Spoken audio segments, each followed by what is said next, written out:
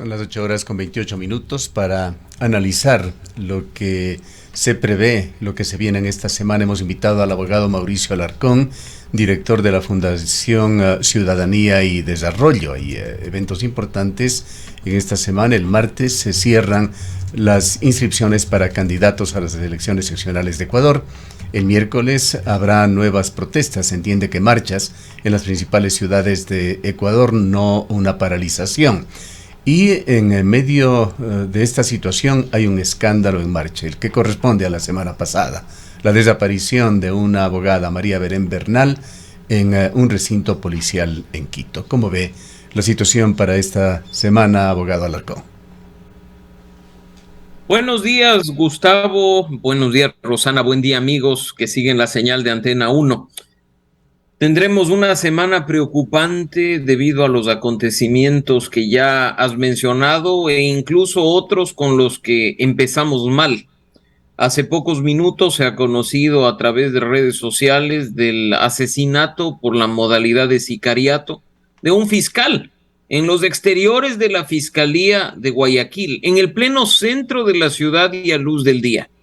Es decir, trabajar en contra de la delincuencia y luchar contra la impunidad es ahora una situación de alto riesgo, pues no hay garantía alguna para en la mañana salir a trabajar y regresar con vida en la tarde o noche a la casa. La coyuntura nos está devorando además frente, diría yo, a la indolencia de muchas autoridades que creen que hay alguna salida mágica que puede cambiar las cosas de la noche a la mañana y no trabaja en la implementación de políticas públicas, planes y programas concretos en beneficio de los ecuatorianos. No nos olvidemos además, Gustavo, que es en esta semana que conoceremos incluso qué pasa con los diálogos que se llevan a cabo con las organizaciones indígenas, los movimientos sociales que han anunciado algunas medidas de hecho a partir de este miércoles. Yo creo que ojalá sea una semana que logre apagar tanto incendio de manera eficiente, pues una vez más el país pierde mucho por este tipo de acciones. Sí, en realidad este tema de Guayaquil, que lo acabamos de conocer, pues se ha dado en los últimos minutos y estuvimos nosotros acá concentrados en una entrevista de carácter política. Le informamos a nuestros oyentes, lo ponemos en pantalla. La Fiscalía emitió el siguiente tuit. El fiscal de la Unidad de Personas y Garantías de Guayaquil, Edgar Escobar, fue baleado esta mañana frente al edificio La Merced de Fiscalía EC. La Fiscalía señala que es una información en desarrollo. Lamentable este hecho, abogado Alarcón. Justamente cuando en Ecuador se prepara, se dan los pasos ya finales para el nombramiento de un grupo de jueces anticorrupción en Ecuador. La situación sigue en niveles extremadamente preocupantes. La semana pasada tuvimos contacto con varios expertos en seguridad en el país. Los índices de muertes violentas en Ecuador van superando a ciudades tan peligrosas como Ciudad Juárez en México. Efectivamente, lo que vemos en pantalla en este momento es apenas una muestra de lo que viene sucediendo en el país durante los últimos meses con mucha fuerza. No ha importado el estado de excepción decretado en varias provincias del país, incluida la provincia del Guayas, para seguir teniendo este tipo de actos violentos.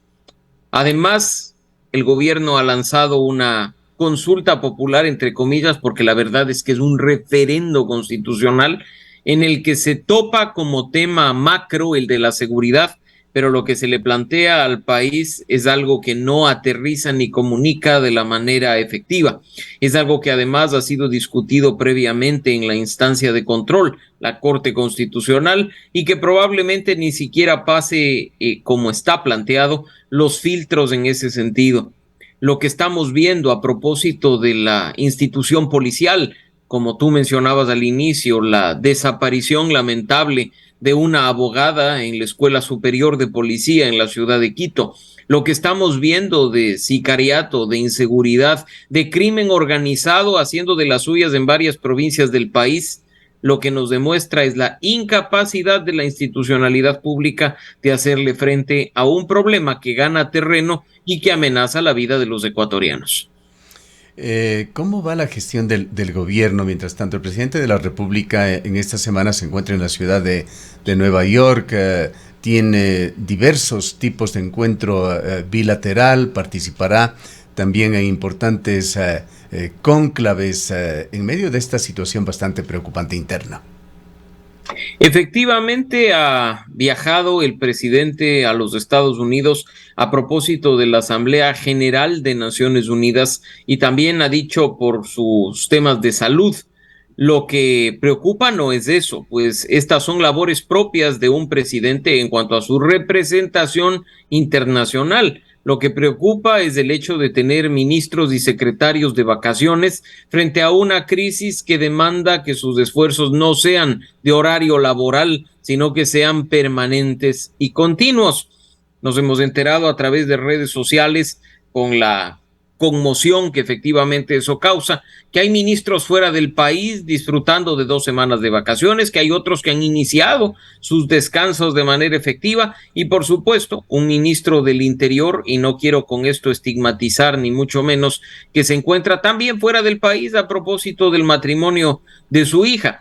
Y lo cierto es que mucho de lo que hoy tenemos necesita, como he dicho, la dedicación de las autoridades, no durante 8 o 10 horas, sino de manera permanente. Y por último, que se vea el trabajo en equipo, que es vital, que las autoridades estén conectadas y haciendo esfuerzos conjuntos en beneficio de los ecuatorianos. Caso contrario, este tema del sicariato, del crimen transnacional, de la inseguridad y de lo que estamos viviendo, nos va a terminar de comer por completo, como a varios países de América Latina les ha sucedido décadas atrás.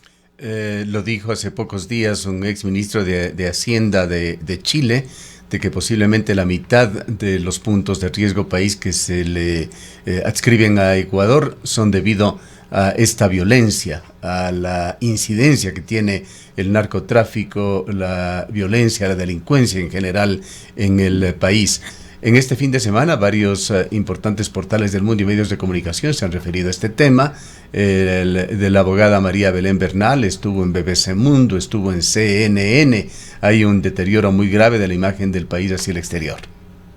Totalmente, y mira, Gustavo, que hemos superado ya esa frontera de los 1.500 puntos del riesgo país. Están aumentando mes a mes más de 100 puntos en promedio. Y yo creo que no únicamente a propósito de lo que tú mencionas, esto tiene relación con la situación de la inseguridad, de la violencia, sino también de la inseguridad jurídica, de la inestabilidad institucional, de la impunidad en el sector de la justicia.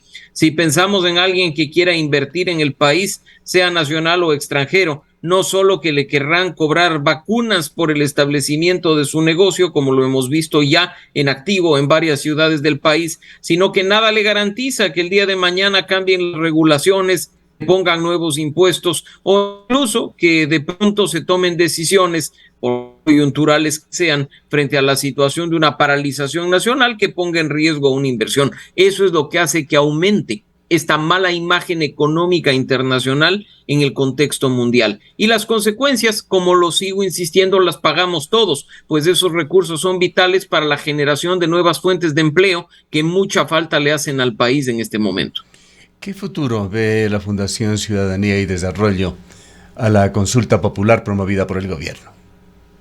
Como lo decía hace un momento, Gustavo, hay que llamar a las cosas por su nombre. Esto no es una consulta popular, no es un proceso simple, no se le está haciendo simplemente una pregunta a los ecuatorianos, se le está planteando textos alternativos de la Constitución que, si el resultado en las urnas es positivo, entran automáticamente en vigencia. ¿Por qué menciono esto? Porque es importante no quedarse en las preguntas, sino desmenuzar esa letra pequeña que viene incorporada en los anexos, porque la pregunta de 4, 5 o 6 líneas puede sonarnos muy bien y muy interesante, pero en el anexo está la profundidad de lo planteado, en este caso por el Ejecutivo. Como se dice de manera coloquial, el diablo está en los detalles. Y por citar un ejemplo, pues en la pregunta 6 probablemente muchos querramos que se le quite al Consejo de Participación Ciudadana y Control Social la atribución de designar autoridades, esta atribución constitucional, pero así como estamos de acuerdo en eso, También estamos en desacuerdo con que se concentre poder en el presidente de la República para los procesos de designación de autoridades de control. Lo que se nos está planteando en un anexo de más de 12 páginas, un anexo enorme que probablemente ni siquiera llegue a ser impreso en su totalidad en la parte de atrás de una papeleta, es una concentración de poder que si la hubiera planteado Rafael Correa, teniendo a Galo Chiriboga como fiscal, en este momento estaríamos poniendo el grito en el cielo. Y no se trata de analizar coyuntura, no se trata de pensar en quién está hoy en el poder, se trata de institucionalizar y tomar decisiones a mediano y largo plazo. Así es que, insisto, el diablo está en los detalles. Leamos el texto de los anexos, porque las preguntas e incluso esas frases introductorias que nos inducen a votar de determinada medida, si es que son aprobadas, suenan bonito, pero el condumio, ese largo texto que entrará en vigencia si es que hay un resultado positivo de manera automática, puede traer consecuencias irreversibles en el corto y mediano plazo. ¿Le da usted entonces en alguna medida razón a Leonidas Issa, el dirigente indígena, quien de alguna manera en su discurso señaló que las intenciones del gobierno en esta consulta popular reflejan intentos dictatoriales? Yo no sé si intentos dictatoriales, pero efectivamente en cuanto a la pregunta 6, concentradores de poder, hay que decirlo, en línea con ese hiperpresidencialismo que ha estado vigente desde la Constitución del 2008 y que lo vimos de manera muy fuerte en acción mientras Rafael Correa fue presidente.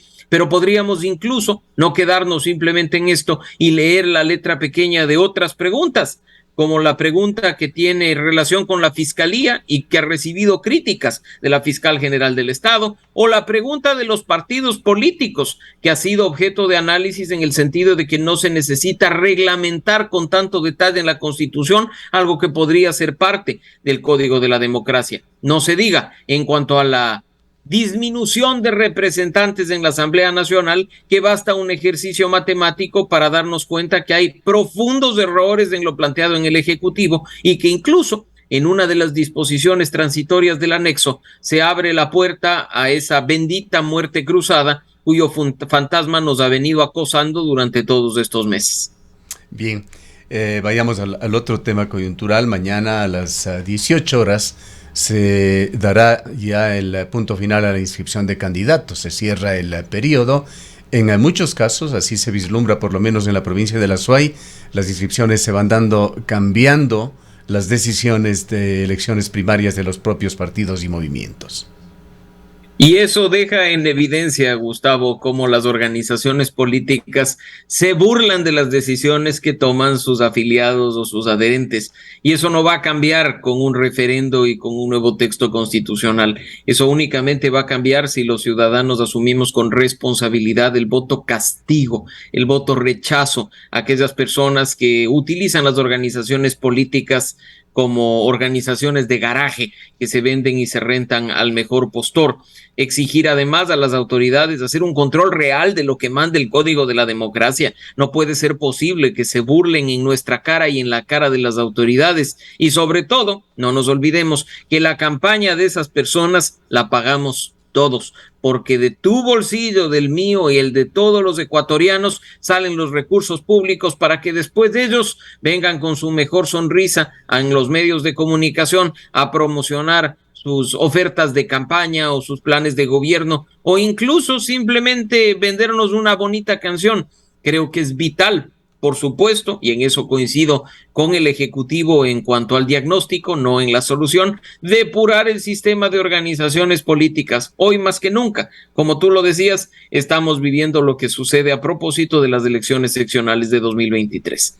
Con todo lo que se debate y se va dirimiendo en cuanto a la ley de partidos, al Código de la Democracia, ¿cómo ve el resultado al cual se está llegando en estas elecciones en cuanto al uso de partidos o movimientos políticos como simples plataformas en donde la ideología no se la conoce siquiera o se puede lucubrar mucho sobre este tema en todos y cada uno de los partidos, y también en esa otra intención de que las elecciones no sean simplemente el espacio más fértil para el populismo? Bueno, basta revisar un poco de lo que está ocurriendo en Quito, voy a referirme a mi ciudad, donde tienes a un candidato que hace pocos meses, a propósito de las presidenciales, nos decía que era liberal y que sorteaba de manera muy eficiente los cuestionamientos respecto de un movimiento con fantasmas de corrupción, el movimiento de Daniel Mendoza, el movimiento Amigo, para hoy ser candidato por el Partido Socialista, ideológicamente opuesto a aquello que hace pocos meses nos decía. Personas cuyo único interés es figurar en la papeleta. ¿De quién estamos hablando allí? El señor Pedro Freile. Puedes creer, Gustavo, que tú lo viste para las presidenciales como candidato del movimiento Amigo y diciéndose una persona liberal, y hoy para la alcaldía de Quito corre por el Partido Socialista. Así de incoherente, falto de principios y por supuesto, falto de ideologías claras es el espectro político nacional. Se burlan de nosotros, lo único que quieren es llenar una línea más en su hoja de vida o utilizar recursos públicos para seguir promocionando su imagen. Y como este caso hay varios candidatos que antes desplegaban banderas sobre la revolución ciudadana y hoy aparecen en el movimiento de gobierno, o incluso alianzas contra natura, como las que se han dado en varias provincias del país, donde el movimiento oficialista está de la mano de Pachacutic, o donde el movimiento oficialista, creo, está de la mano de Centro Democrático en varias ciudades de la provincia del Guayas. Se burlan en nuestra cara. Y por supuesto, insisto, cuando las autoridades fallan, cuando el control que manda el código de la democracia falla, la mayor responsabilidad la tenemos nosotros con nuestro voto para castigar y efectivamente poner en su lugar a aquellos que pretenden burlarse de la voluntad de los ecuatorianos. ¿Cuál es su criterio, un juicio de valor sobre el código de la democracia y la ley de partidos en Ecuador? Siempre será necesaria regulación respecto al funcionamiento de las elecciones y de las organizaciones políticas. Esta regulación debe responder a la realidad que vive el país, debe responder a las atribuciones y limitaciones que tiene la autoridad electoral. Pero sobre todo la ley, por muy bien redactada que sea, tiene que aplicarse. Y eso ocurre no solo en materia electoral, sino en todas las materias que tiene nuestro ordenamiento jurídico. Mientras la ley simplemente se aplique a discreción o parcialmente y no sea una aplicación total y con toda la fuerza que corresponde, tendremos más de lo mismo. Y respecto de las reformas, Gustavo, si la ley hoy, con todos sus problemas, beneficia a las organizaciones políticas, ¿cómo podemos esperar que éstas, a través de sus representantes en la Asamblea Nacional, mejoren las condiciones pensando en los ecuatorianos? Lo vimos ya con el último paquete de reformas, donde a pesar de haber planteado desde sectores ciudadanos alternativas reales al uso de recursos públicos y a la sanción de las organizaciones, pues hicieron modificaciones y cambios para que estas hasta el día de hoy sean prácticamente inaplicables. Así es que ahí había, por ejemplo, una gran oportunidad del Ejecutivo de preguntarnos temas que no necesariamente van en la Constitución y que podían haber tenido un resultado más bien favorable, creo yo, desde la ciudadanía. ¿Qué efecto podrían verse en estas elecciones en cuanto a la inclusión de mujeres y de jóvenes con las nuevas normativas? Creo que puede verse como positivo el hecho de incorporar cuotas de manera efectiva, pero habrá organizaciones políticas que, por ejemplo, burlándose de la disposición, entreguen cargos a mujeres y a jóvenes en cuanto a cabezas de lista en lugares donde no tienen opción alguna de ser electos, concentrando el poder, en este caso, en las viejas figuras de hombres en la política tradicional. Y eso es apenas un ejemplo de cómo están, como lo decía hace un momento Gustavo, redactadas las normas.